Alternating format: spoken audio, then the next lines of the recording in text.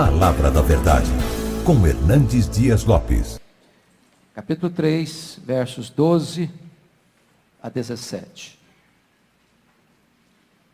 Está escrito assim: revesti-vos, pois, como eleitos de Deus, santos e amados, de ternos afetos de misericórdia, de bondade, de humildade, de mansidão, de longanimidade. Suportai-vos uns aos outros, perdoai-vos mutuamente, caso alguém tenha motivo de queixa contra outrem. Assim como o Senhor vos perdoou, assim também perdoai vós. Acima de tudo isto, porém, esteja o amor, que é o vínculo da perfeição. Seja a paz de Cristo árbitro em vosso coração, a qual também fostes chamados em um só corpo, e sede agradecidos. Habite ricamente em vós a palavra de Cristo. Instruí-vos e aconselhai-vos mutuamente em toda sabedoria, louvando a Deus com salmos e hinos e cânticos espirituais, com gratidão em vosso coração. E tudo que fizerdes, seja em palavra, seja em ação, fazei-o em nome do Senhor Jesus, dando por ele graças a Deus Pai. Amém. Eu quero conversar um pouco com os meus irmãos nesta manhã sobre as evidências da santificação. Esse texto acabou de falar para nós, no texto que precede a este, sobre a evidência da verdadeira conversão. Agora Paulo prossegue e trata da evidência da santificação. A conversão acontece uma única vez. A santificação é um processo que começa na conversão e só termina na glorificação. E Paulo vai mostrar para nós três verdades que eu quero destacar aqui. Primeiro, o fundamento, a santificação está fundamentada nas bênçãos já recebidas de Deus. Nós só podemos ser santos porque nós já recebemos determinadas bênçãos de Deus, que são fato concreto na nossa vida, na nossa história. Que fatos são esses? Que bênçãos são essas? Notem comigo. Ele está escrevendo assim: revesti-vos, pois, como eleitos de Deus. Primeira verdade é que você foi escolhido por Deus. Deus escolheu você, não foi você quem escolheu Deus. Deus escolheu você não depois de observar suas virtudes. Deus escolheu você antes da fundação do mundo. Deus escolheu você não por causa dos seus méritos, Deus escolheu você em Cristo. Deus escolheu você para a salvação. Deus escolheu você para a santificação. Deus escolheu você para que você seja santo. Esse é o propósito da escolha divina. Então você pode ser santo, meu irmão, porque Deus conheceu e amou você e escolheu você desde toda a eternidade. Segunda razão, o segundo fundamento porque podemos ser santos, é que você foi separado para ser propriedade exclusiva de Deus. Olha comigo novamente o verso 12: revesti-vos, pois, como eleitos de Deus, santos. É claro que existem dois aspectos na santificação: a santificação posicional e a santificação processual. No momento em que você creu no Senhor Jesus, você foi feito santo, você foi separado, você é propriedade exclusiva de Deus. Deus não divide você com mais ninguém, você é só dele e totalmente dele. Agora você que foi posicionalmente colocado como separado para Deus, está entrando num processo contínuo e progressivo de santificação. Terceiro, você pode e deve ser santo porque você é amado de Deus, santos e amados.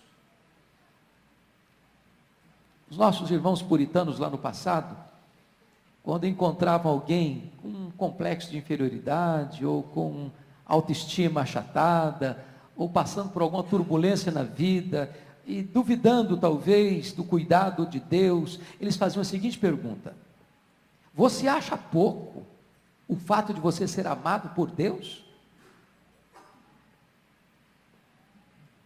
Se Deus é a pessoa mais importante do universo, se Deus é o criador de todas as coisas, se Deus é o mantenedor da vida, se Deus tem as rédeas da história em suas mãos, se Deus ama você, você acha pouco isso? Você é amado. Quarto lugar, sabe por que você pode ser santo? Porque você foi perdoado por Deus. Olha comigo o versículo 13. Assim como o Senhor vos perdoou, assim também perdoai vós. Não importa quão grave tenha sido o seu pecado, não importa quão profundo você tenha caído, não importa quão longe você tenha ido, não importa quantas vezes você tenha caído, Deus é o Deus que perdoou você por causa do sacrifício do seu Filho. Então esta é a base, este é o alicerce, esta é a coluna central que mantém de pé o edifício da sua santificação. Tendo olhado a base, vamos olhar em segundo lugar, que a santificação é um contínuo uso das vestimentas espirituais providenciadas por Deus. E eu chamo a sua atenção para a linguagem de Paulo. Notem comigo no verso 8 deste capítulo, que tratando da vida passada, pretérita, ele diz assim: agora, porém, despojai-vos igualmente de tudo isso: ira, indignação, maldade, maledicência, linguagem obscena do vosso falar, mentira, aumentais uns aos outros, e assim por diante. O que Paulo está dizendo, que a vida velha que tínhamos antes de Cristo, aqueles hábitos, aquelas manias, aquelas atitudes, aquelas palavras, aquelas posturas, aquelas ações, aquelas reações, são como roupa suja, que você tem que tirar. Quando você chega em casa suado, você tira a roupa suja. Agora, além de tirar a roupa suja, você precisa revestir. Olha a linguagem agora no verso 12. Revestivos. Você tira uma roupa suja, põe a roupa limpa. E eu queria olhar para essa cena do revestivos, pensando em fazer o seu guarda-roupa. Pensa lá. Você vai dar uma mexida boa no seu armário. Você vai colocar lá algumas roupas de grife celestial. Você vai botar lá algumas roupas que não pode você deixar de usar se você quer se apresentar bem aos olhos de Deus e aos olhos dos homens. E do que você precisa se revestir? Vamos olhar o versículo 12. Revestivos, como eleitos de Deus, santos e amados, primeiro, de ternos afetos de misericórdia. Santificação, irmãos, não tem apenas a ver com relação vertical com Deus. Tem também, sobretudo, a ver com a relação horizontal, como você lida com as pessoas. Não é uma questão puramente mística, de uma relação verticalizada. Santificação tem a ver com como é que você trata seu pai, como é que você trata sua mãe, como é que você trata seu marido, como é que você trata sua esposa, como é que você trata seus filhos, como é que você trata seus irmãos, como é que você trata as pessoas que convivem com você na escola, no trabalho. Santificação tem a ver com relacionamento. Então você não pode ser um homem, uma mulher espiritual, se você diz: não, eu oro 3 horas por dia, mas de repente em casa você grita com as pessoas, você é indelicado nos seus relacionamentos, você trata mal ao seu cônjuge, você grita com seus filhos, você não respeita seus pais. Santificação tem a ver com relacionamento. Então vamos ver. Primeiro, ternos afetos de misericórdia. Essa palavra, ternos afetos, traz a ideia de que isso vem das entranhas, vem das suas vísceras. Você tem que olhar para as pessoas com misericórdia e não com dureza, não com sentimento de vingança, não com revide, não para pagar na mesma moeda, não para ser duro, ser cáustico. Você precisa ter ternos afetos de misericórdia. O que é misericórdia? É inclinar o seu coração na miséria do outro. O outro está talvez sofrendo, o outro está machucado, o outro está ferido, o outro está necessitado, e você sente as suas entranhas se moverem de compaixão por essa pessoa. Segunda roupa que você tem que usar aí é bondade. Olha o verso 12. Revestivos de bondade. O que é bondade? É curioso que há um homem na Bíblia que é chamado de bom. Esse homem chama-se Barnabé. Barnabé foi um homem bom, cheio do Espírito Santo e de fé. O que é bondade? Barnabé foi uma pessoa que sempre pensou nos outros. O que é que eu posso fazer? O que é que eu posso fazer pelo outro? Ser bom é isso. É você identificar uma necessidade do outro e supri-la. É de você se aproximar de alguém não para explorar, mas para dar. Isso é ser bom. Seus atos são atos que visam ajudar, socorrer, suprir, atender a necessidade do outro. Então, Paulo está nos dizendo que se eu quero ser santo, eu preciso botar essa vestimenta da bondade, nas minhas palavras, nas minhas ações, nos meus gestos. Terceiro, você precisa se revestir de humildade. Preste atenção que humildade não é autoestima achatada. Humildade não é complexo de inferioridade. Humildade não é você dizer, eu sou um zero à esquerda, eu não presto para nada, eu não valho nada, eu sou pequeno mesmo, eu sou insignificante mesmo. Não, isso não é humildade. Isso é autocomiseração. Jesus foi humilde. Não tinha nada de autocomiseração, nem de complexo de inferioridade em Jesus. Ele sabia que ele era o Filho do Deus vivo. Humildade é quando você se aproxima do outro, pensando que o outro está numa posição superior a você. Humildade é quando você não olha o outro de tamanco alto. Quando você não olha o outro de cima para baixo. Quando você não despreza o outro no seu coração. Quando você não se sente melhor do que o outro e se coloca acima do outro. Isso é humildade. É buscar os interesses do outro, mais do que os seus próprios interesses. Você quer ser santo? Tem que ser humilde. Não dá para conjugar santidade com arrogância, com soberba, com altivez. Quarto lugar, olha a outra roupagem que você quer ser santo, você tem que se revestir de mansidão. E ser mansidão, desculpe a expressão, não é ser frouxo. Ser manso não é ser fraco. A palavra manso traz a ideia de um animal que foi domesticado. Pense comigo num cavalo fogoso. Para que alguém monte nele e ele seja útil, seja para montaria, seja para o serviço, alguém precisa amansar aquela fera. Então mansidão é força sob controle, é poder sob domínio. Você ser manso. Por exemplo, a Bíblia diz que Moisés foi o homem mais manso.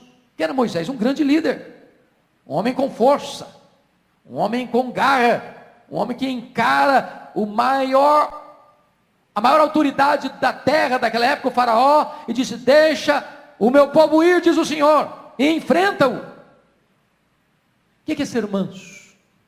Ser manso é você ter poder, você ter domínio próprio, e não exercê-lo para esmagar o outro, mas para ajudar o outro. Isso é ser manso. Você quer ser santo, meu irmão? Então você tem que revestir-se também de longanimidade. O que é longanimidade? Essa palavra significa paciência com pessoas complicadas. Ah, mas precisa de muita, não? Havia duas palavras no grego para paciência. A palavra paciência com circunstâncias difíceis e paciência com pessoas difíceis. Essa palavra aqui é paciência com pessoas difíceis. A ideia de longanimidade é de ânimo espichado ao máximo. Quem já foi criança na região rural, se lembra como você brincava de estilingue. Você puxava aquela borracha, puxava, ainda tinha mais para puxar. É isso, você tem uma paciência triunfadora. A pessoa pega no seu pé, te irrita, te enerva. Em vez de você pagar com a mesma moeda, em vez de você se exasperar, em vez de você perder o controle, em vez de você brigar, xingar e fazer e acontecer, você tem controle. Espicha um pouco mais o ânimo. Isso é longanimidade. Você quer ser santo? Tem que ser longânimo. Não dá para ser santo e ser exasperado. Não dá para ser santo e ser uma pessoa briguenta. Não dá para ser santo e ser uma pessoa ranzinza. Não dá para ser santo e ser uma pessoa que quebra o pau com todo mundo a toda hora. Você quer ser santo, irmão? Sexto lugar. Você precisa suportar o seu irmão. Suportai-vos uns aos outros. O que é isso? Não é aquela ideia assim, estoica, dizer, mas eu tenho que aguentar aquele irmão, é duro, viu? Não é isso. Você trincar os dentes, eu tenho que aguentar esse irmão. Porque tem gente, irmãos, que não é fácil não, sabia? Não é fácil não. A ideia aqui não é essa de você aguentar, trincar os dentes, aguentar. Não, não é essa a ideia. A ideia aqui é de servir de suporte. De você oferecer o seu ombro. É de você pegar aquele irmãozinho mais fraco, mais complicado, e dizer, vem cá, meu irmão, deixa eu te ajudar. Suba no meu ombro aqui. Quero ajudar você. Quero suportar você. Quero ser um suporte para você. Quero encorajar você. Quero ajudar você. Quero estar do seu lado. Quero ser uma bênção na sua vida. Porque a nossa tendência, quando você encontra uma pessoa complicada, qual é? Cortar a volta. Você está indo aqui, se o cara está vindo, você pula para cá. Se a pessoa vem conversar com você, você já dá um jeitinho de dar a volta e conversar com outra, porque você não quer ser abordada por ela. Suportai-vos uns aos outros. Você quer ser santo? Faça isso. Sétimo lugar. Para ser santo, meu irmão, você tem que se revestir de amor. Aliás, vamos pegar a palavra perdão primeiro. Suportai-vos uns aos outros, perdoai-vos mutuamente, caso alguém tenha motivo de queixa contra outrem. Perdoar. Primeiro, não tem cristianismo sem perdão. Não tem. E perdão não é questão de justiça. Perdão é questão de misericórdia. Ninguém merece perdão. Se merecesse, não seria perdão. Não é verdade? Mas seria justiça. Eu estou dando para ele porque ele merece. É quando o outro erra com você. É quando o outro falha com você. É quando o outro pisa no seu pé. É quando o outro fere o seu direito. É quando o outro machuca você. É quando o outro fala mal de você. É quando o outro não corresponde o que você esperava dele. É que você exerce perdão. Mas por que devemos perdoar? Primeiro, porque nós temos queixas uns dos outros. Quantas queixas? Isso significa, irmãos, nós somos uma igreja, mas nós não estamos glorificados ainda. Nós não chegamos no céu ainda. Então nós vamos falar coisas que os outros não vão entender. Você falar, a pessoa entende bem. Você vai fazer coisa que você acha que está fazendo certo, para o outro está errado. E ele fica decepcionado com você. E aí tem hora que ele não vai falar com você, mas vai ficar lá encolhido no canto dele, magoado, ressentido, triste com você. Então nós erramos, às vezes inconscientemente, às vezes deliberadamente, mas nós frustramos uns aos outros. As pessoas nos frustram e nós frustramos as pessoas. Portanto, não tem saúde emocional sem perdão, nem no casamento, nem na família, nem na igreja. Não tem. A não ser que você exerça perdão, a sua vida emocional e espiritual adoece. Tem que ter perdão. Perdoai-vos mutuamente. E a base de você perdoar é porque você já foi perdoado. Agora, preste atenção nisso. Nós trabalhamos isso hoje de manhã na escola dominical.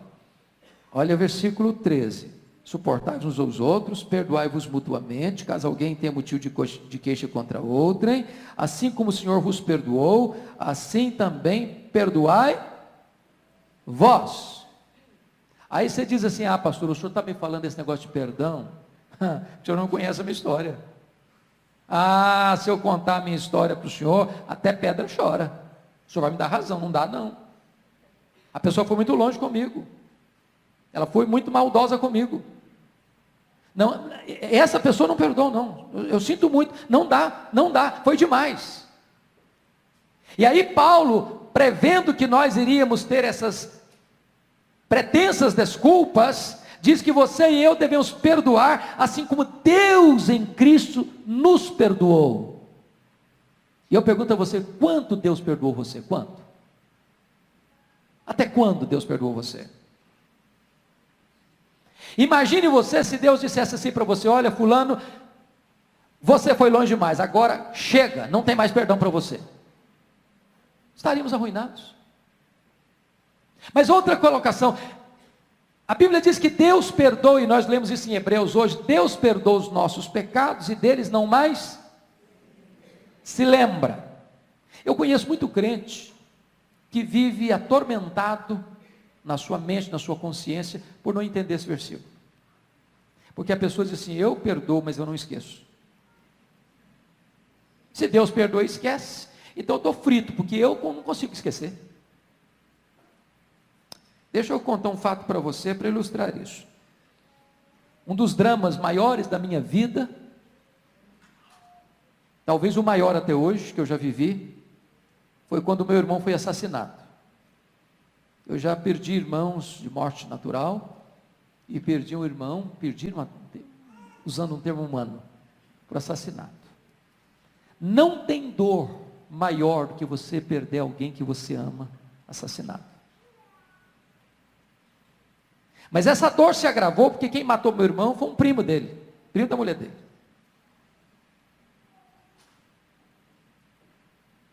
E esta dor se agrava porque foi uma morte cruel, com 11 golpes de faca, todos mortais.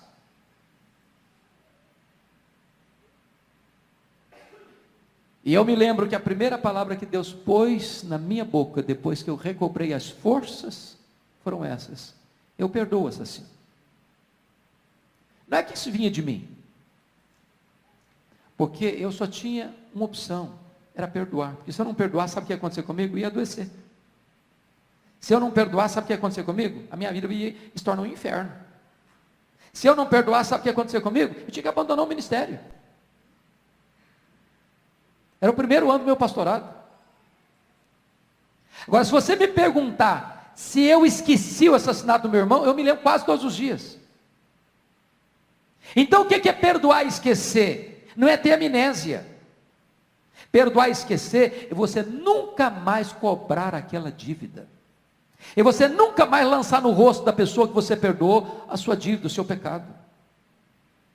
É desse jeito, se você quer ser santo, é que você precisa perdoar.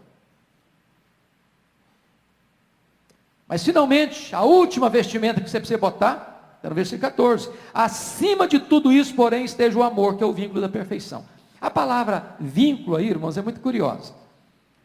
Vocês estão vendo essa costura aqui que liga a manga da minha blusa, da minha camisa com o corpo dela? Essa costura aqui chama-se vínculo. Vínculo.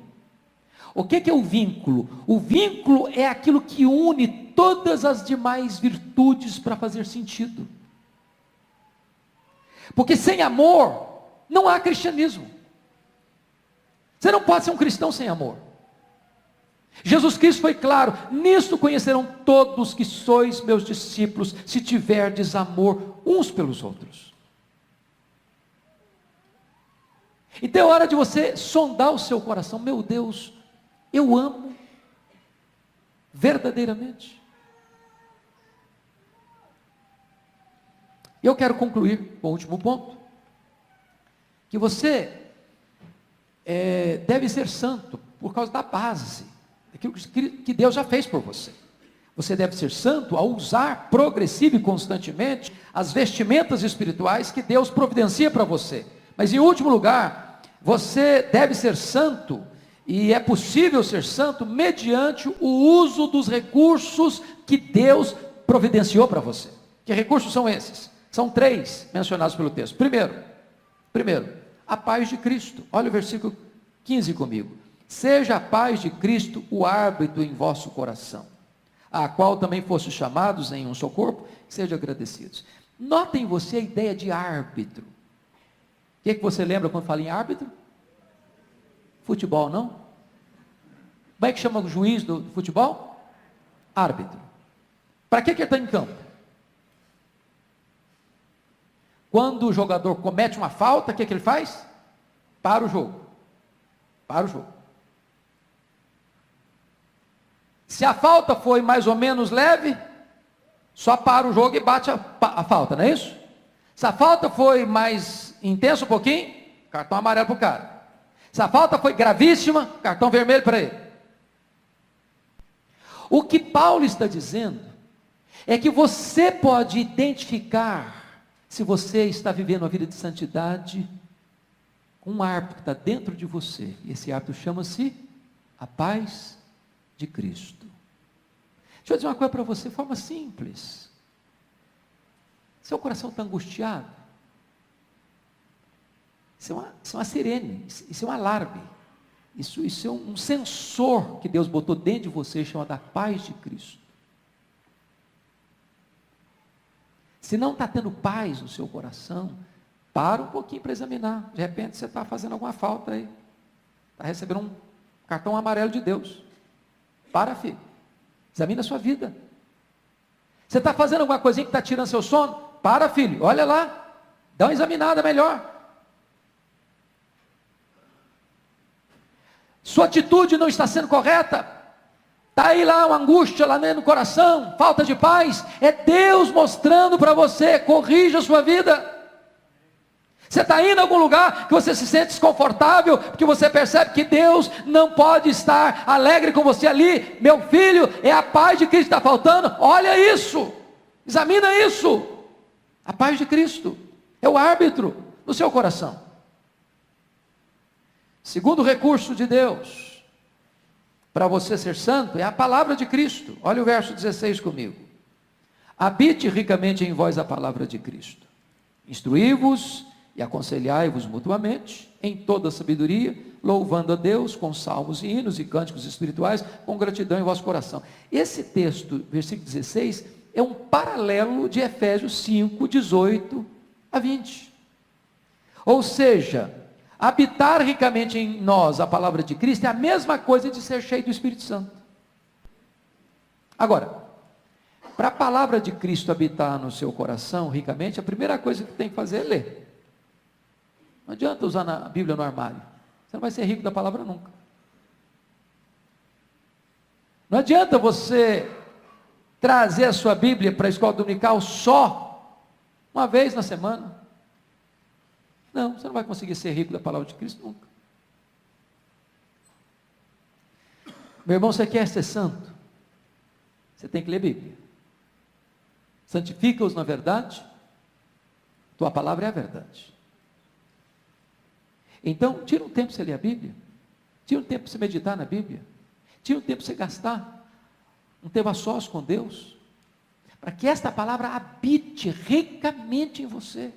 Você vai pensar orientado pela Bíblia, você vai falar orientado pela Bíblia, você vai agir orientado pela Bíblia, você vai tomar decisão orientado pela Bíblia, você vai a tal lugar orientado pela Bíblia, você vai fazer esse negócio orientado pela Bíblia, você vai tomar essa decisão na vida orientado pela Bíblia. A palavra de Cristo vai habitar ricamente em seu coração, senão você vai tomar a decisão da sua cabeça.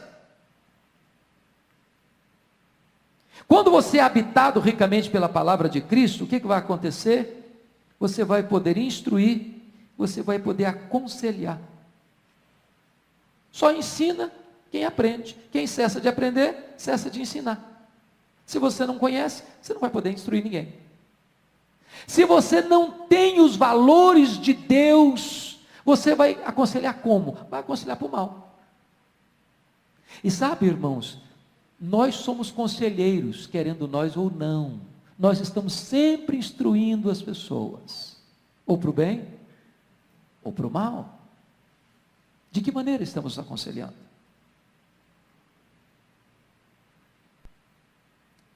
Quando você está cheio da palavra, sabe o que vai acontecer? Em vez de murmuração na sua boca, vai ter louvor. Em vez de você ficar xingando, falando palavrão, ou murmurando, reclamando da vida, vai ter adoração. Em vez de você estar sempre insatisfeito com a vida, vai ter gratidão. Agora, isso, irmão, não é automático, é fruto de você ter compromisso com a palavra de Deus. É assim que você vai ser santo. Finalmente, o último recurso que Deus nos dá para nós sermos santos é o nome de Cristo. Olha o versículo 17. E tudo o que fizerdes, seja em palavra, seja em ação, fazei-o em nome do Senhor Jesus, dando por ele graças a Deus Pai. Eu chamo a sua atenção para esse ponto. E tudo, não alguma coisa, tudo, o que fizerdes, de que maneira? Fazer o quê? Em palavra ou em ação. Você sempre está falando, você sempre está fazendo. Então faça uma pergunta agora. O que você tem falado, você pode falar em nome de Cristo? O que você está fazendo, você pode dizer, estou fazendo em nome de Cristo? Esse é um ponto importantíssimo. Porque muita coisa que nós fazemos, irmãos, nós não podemos botar o nome de Cristo no meio. Eu estou fazendo isso aqui em nome de Cristo, dando por isso graças a Deus Pai. Eu já contei aqui, um tempo atrás, certa feita eu fui convidado para pregar numa igreja, uma grande igreja, a convite da juventude, para pregar sobre santificação, o texto que eu estou pregando hoje. Aí eu preguei. Quando eu terminei de pregar, a diretoria da mocidade me puxou pelo braço, me levou para uma sala.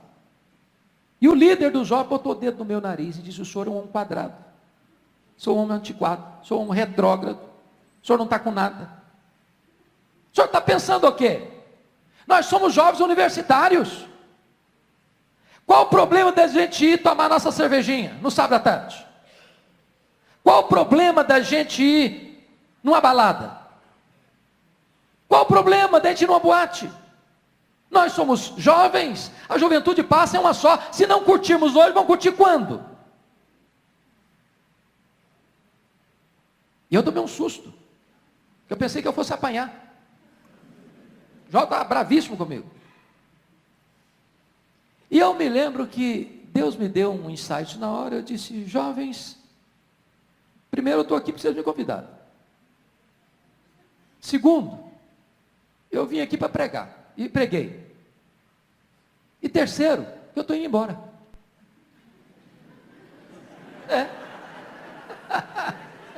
Estou indo embora. Mas antes de ir embora, eu gostaria de falar duas coisas. Primeiro, a Bíblia diz assim, lá em 1 Coríntios 10, 31, portanto, quer comais, quer bebais, quer façais qualquer outra coisa, fazei tudo para a glória de Deus. Aí eu disse, então quando vocês forem para boate, para balada, tudo bem, pode ir. Quiser encher a cara também, pode encher, não tem problema não. Só que tem que ser para a glória de Deus. Se conseguirem fazer para a glória de Deus, toca o barco. Segundo texto que eu quero deixar para vocês, falei para os jovens lá, Colossenses 3,17. E tudo que fizer, seja em palavra, seja em ação, fazer em nome de Cristo, dando por isso graças a Deus Pai. Então vá para a boate, Senhor, graças a Deus que eu estou aqui nesse negócio. Olha que beleza, ó, enchendo a cara, louvado seja o Senhor. Eu estou fazendo isso em nome de Cristo. Se conseguir, toca o barco. E ó, puxei meu time. Fui embora, para não apanhar. O que eu jamais podia esperar é que uns 10 anos depois eu voltasse à mesma igreja e voltasse a convite. Meus irmãos, é claro que tem que ser convite, né? Que senão não dá certo. E aí acontece um fato muito curioso, porque uma irmã se aproxima de mim, me faz a pergunta mais inconveniente a fazer para um pastor. Nunca faça essa pergunta para um pastor. O senhor se lembra de mim? Essa pergunta é cruel. Bota a gente em maus lençóis. E a pessoa espera que você se lembre e fica decepcionada se você falar que não se lembra. E eu disse, minha irmã, a senhora me perdoe, mas eu não lembro não. Ela me disse, pois eu sou a mãe do rapaz que botou o dedo no seu nariz. Eu tomei um susto, falei, pronto, agora apanho de novo. Eu falei, e aí, como é que aconteceu com ele? O que aconteceu a vida dele? Ela me disse assim, pastor, Deus usou o senhor naquele dia. Meu filho tinha uma vida mundana. Meu filho era um líder negativo na igreja. Deus mudou a vida do meu filho naquele dia. Meu filho é um homem de Deus hoje. É um homem cheio do Espírito Santo. É um comprometido com a vida de santidade.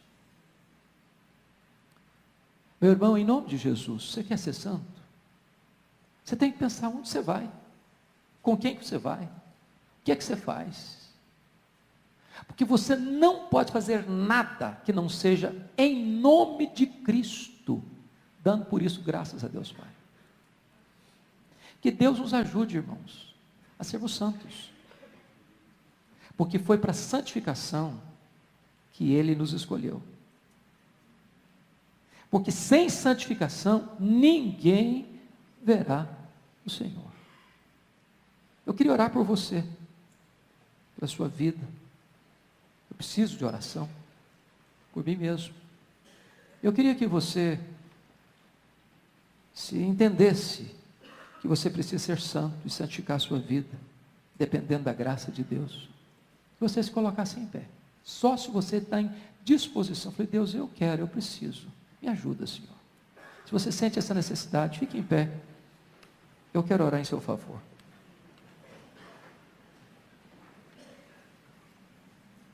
Ó Deus, nós estamos aqui hoje na tua casa, reconhecidos, Deus, do quanto tu fizeste por nós. Tu nos escolheste desde a fundação do mundo. Ó Deus, nós somos amados por ti. Tu nos perdoaste, ó Deus. Nós fomos acolhidos por tua graça. Fomos remidos pelo sangue de Jesus. Nós somos propriedade exclusiva tua, ó Deus.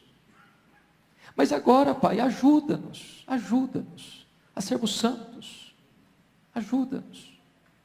Porque tu sabes que a nossa inclinação, a nossa tendência humana nos empurra para o lado oposto.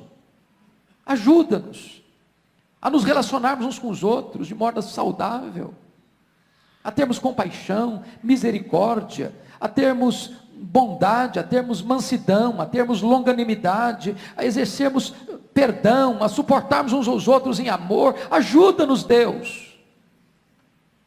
E não permita, Senhor, que caminhemos pela vida desobedecendo esse árbitro que está dentro de nós, que é a paz de Cristo. Não permita, meu Deus, que sejamos crentes rasos, que não tem tempo para estudar e meditar na tua lei, na tua palavra. Não permita, meu Deus, que nós tenhamos palavras e atitudes que não sejam em nome de Cristo e para a glória do teu nome. Ajuda-nos a sermos santos, como tu és santo. É a nossa oração, em nome de Jesus. Amém.